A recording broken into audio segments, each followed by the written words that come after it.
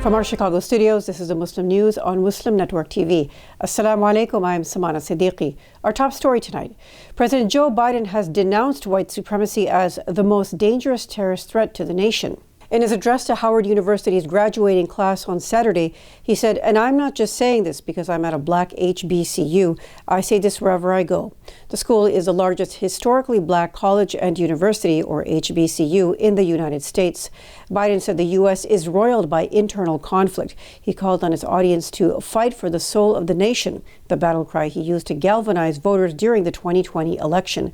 Biden told students they have the opportunity to put the strength of our diversity at the center of American life and to learn from history. Despite strong audience applause, students held up signs reading, "A black child was lynched yesterday, Jordan Neely," and "Stand up, fight back, black people under attack." A white Marine murdered 39-year-old Jordan Neely, who was black, on a New York subway on May 1st. One student's cap at the graduation ceremony also read, "Biden and Harris don't care about black people." A federal criminal investigation into U.S. Senator Bob Menendez has expanded with the issuing of new subpoenas. A federal grand jury issued the subpoenas. They include North Bergen, New Jersey Mayor Nicholas Sacco, NBC News reports.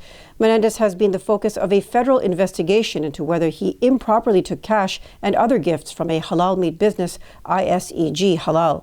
The New Jersey senator and the firm have denied any illegal activity. Menendez, who is the chairman of the influential Senate Foreign Relations Committee, said in October he was aware of the probe but did not know of its focus. The new subpoenas are unrelated to the allegations relating to ISEG Halal. They are related to legislative changes in New Jersey, two unnamed sources told NBC. A spokesperson for the center declined to comment on the new subpoenas. Officials from Health and Human Services have reported that a migrant teenager from Honduras who arrived in the United States has died in government custody in Florida. The agency's Office of Refugee Resettlement Division of Health for Unaccompanied Children is reviewing the case. It is conducting a medical investigation of all clinical details, including all inpatient health care records. Enrique Reina, the Secretary of Foreign Affairs for Honduras, expressed regret and offered condolences for the death of 17-year-old Angel Eduardo Maradiga Espinoza. Espinoza died in a Florida shelter. The government of Honduras has requested a detailed investigation. The Office of Refugee Resettlement provides care to migrant children who arrive at the U.S.-Mexico border without legal guardians. Federal law requires border officials to transfer unaccompanied minors to the agency within 72 hours. Groups representing the survivors and loved ones of victims of last May's racist shooting at the Tops Friendly supermarket in Buffalo, New York, have filed a lawsuit. On Friday, they sued numerous social media and streaming companies, a gun dealer, a body armor manufacturer, and the shooter's parents for the wrongful deaths of 10 black people. The lawsuit was filed in the New York State Supreme Court in Buffalo by the Social Media Victims Law Center, the Law Office of John V. Elmore, and the Giffords Law Center to Prevent Gun Violence. It was filed on behalf of shooting survivor Letitia Rogers and 3 victims' families. Rogers worked at the supermarket and called 911 during confessed killer Peyton Gendron's murderous rampage. Gendron used Amazon's Twitch to live stream the first 2 minutes of the rampage before it was taken down by operators of the popular gaming platform, the lawsuit states. Among the defendants are Iowa-based RMA Armaments, New York-based Vintage Firearms, and Gendron's parents. Social media platforms and streaming services named in the lawsuit include Meta, Facebook's parent company, Alphabet, which owns Google, Amazon, operator of Twitch live streaming, and 4chan, an online message board. Giffords Law Center said the shooter was radicalized by social media and tweeted, "Social media companies must be held responsible for perpetuating hate and violence." The U.S. government has begun funding tech hubs, offering a $500 million grant to turn metropolitan areas nationwide into technology and innovation centers. On Friday, the Biden administration launched the Regional Technology and Innovation Hubs competition, the Commerce Department said. The program sets aside $52.7 billion to increase production of American-made semiconductors, address supply chain vulnerabilities in the U.S., and bolster domestic scientific research. It is part of President Joe Biden's Investing in America agenda. The program is authorized by the CHIPS and Science Act, which was signed into law by Biden last August. The Commerce Department said applications will be evaluated through a 3-month window. Mexican President Andrés Manuel López Obrador is calling on Latin American and U.S. citizens to not vote for Republican Senator John Kennedy and like-minded legislators in upcoming elections. His call comes after Kennedy's remarks against Mexico and a demand to deploy military troops in Mexican territory. During a Wednesday Senate hearing, the Louisiana senator called for stronger action against fentanyl traffickers in Mexico. Kennedy suggested the Drug Enforcement Agency and President Joe Biden should offer López Obrador what he called a deal he can't refuse by accepting U.S. troops in Mexico. He claimed the Mexican population has benefited from the U.S. The Mexican government slammed the senator's comments, with Foreign Minister Marcelo Ebrard calling out Kennedy for misleading the U.S. people for political gains.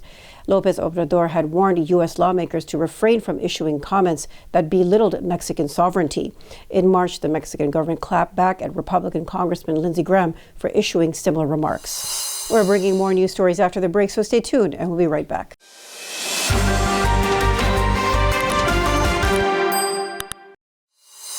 Welcome back. Turkey's elections for the presidency are heading to a runoff, with President Recep Tayyip Erdogan set for a 4-point lead in the first round. Erdogan secured 49.4% of the vote, with Kemal Kılıçdaroğlu behind at 44.96%, Turkish Supreme Electoral Board head Ahmet Yener said. Candidates need more than 50% to win in the first round. The ruling coalition, led by Erdogan's AK party, has retained its majority. Turks went out to vote in very high numbers, with officials placing the turnout at 88.8%. An Indian state minister who banned Muslim girls from entering schools, Karnataka Education Minister B.C. Nagesh enforced a hijab ban in state educational institutes. He also urged an economic boycott of Muslims in the state. Nagesh was among several senior leaders of the Hindutva BJP party who lost at the polls. Pakistan's former Prime Minister Imran Khan has called for supporters to hold nationwide protests days after clashes between his followers and security forces. Khan has been tied up in dozens of legal cases since being ousted from power last year. He was freed on bail Friday after his detention was declared unlawful by the Supreme Court. Khan's arrest enraged supporters who set fire to government buildings, blocked roads, and damaged property belonging to the military. Khan called on his supporters to hold protests at the end of your streets and villages. He also announced a return to campaigning on Wednesday for immediate elections. For months, the Pakistan Tehreek-e-Insaf leader has waged a campaign of defiance against the military. His arrest last Tuesday came just hours after he was rebuked for claiming senior army officials were involved in an assassination attempt against him last year. 2 men attacked a 67-year-old man at a Toronto mosque last Wednesday. Surveillance video shows 2 masked men in dark clothing attacking the Muslim victim in the parking lot of Beit al-Aman Masjid. One assailant appears to be holding a bat and begins striking the 67-year-old, while the other can be seen kicking and punching. Investigators told Global News the attack does not appear to be hate-motivated. However, police said the force's hate crime unit has been notified of the case. They also said it does not appear to be a random attack, but the motive for it is unclear. The victim suffered serious but not life-threatening injuries, police said. The mosque's imam, Muhammad Zaman, told Global News the victim and his family are really scared. He also said members will be holding a demonstration outside the mosque Friday afternoon to call for justice. At least 450,000 children in Sudan have been forced to flee their homes due to ongoing fighting, according to UN children's agency UNICEF. For weeks, the country has been engulfed by violence between the army and the Rapid Support Forces paramilitary group.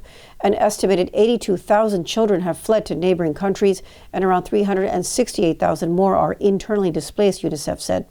More than 164,000 people have sought refuge in the Central African Republic, Chad, Egypt, Ethiopia, Libya, and South Sudan since the violence erupted on April 15th. UNICEF also warned the rainy season may increase the risks of disease. Sudan's warring party signed a commitment late Thursday on guidelines allowing for humanitarian assistance. Israeli airstrikes battered Gaza, and militants fired rockets again on Saturday, despite efforts to secure a truce. A new ceasefire proposal was circulated late Friday by Egypt. Mediation between the two sides has resumed after a previous bid fell through, a Palestinian source said. Israel's anti-aircraft defenses went into action Saturday after a barrage of rocket fire from Gaza following the funeral of Islamic Jihad military commander Iyad al-Hassani.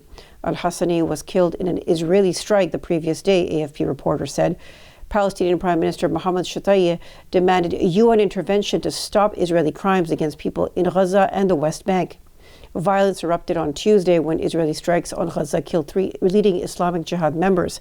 3 other senior figures from the group were killed in later strikes. At least 33 Palestinian lives, including children's, were lost in the fighting, according to Gaza's health ministry. There has been 1 death inside Israel. Bangladeshi authorities evacuated hundreds of thousands of people Saturday from coastal areas near the projected path of a monster storm. Cyclone Mocha was expected to bring heavy rain and flooding along the coast of Cox's Bazar in Bangladesh. That is where over 1 million Rohingya refugees have been sheltering after fleeing genocide at the hands of neighboring Burma's army over 5 years ago. Bangladesh's Home Minister Asaduzzaman Khan Kamal said agencies, including the Armed Police Battalion in Cox's Bazar, were ordered to stop any of the Rohingya sheltering at camps there from leaving. Cyclone Mocha was expected to make landfall Sunday in Bangladesh, but it turned away from the country's shores before landfall, causing damage and injuries, but no deaths there. Before we end today's news, I'd like to make a special request. It takes our team a combined 55 hours of work daily to produce this news for you. It is news with a unique perspective, and you will find it only here. Sound Vision is a not-for-profit organization that produces it, and just like a PBS and NPR, it depends on your donations.